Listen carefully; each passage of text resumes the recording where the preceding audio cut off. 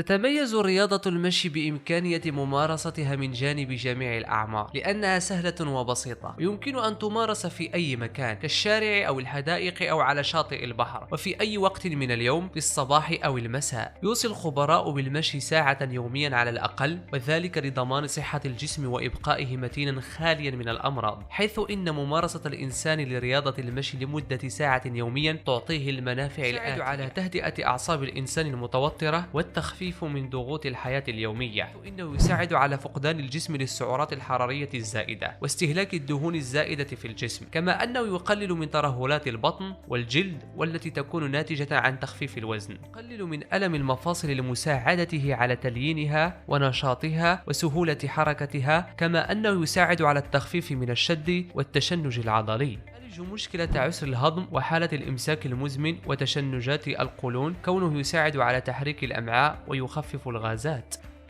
يساعد على زيادة اتساع الرئة وتحسين وظيفتها والتخفيف من حدة الأمراض التنفسية.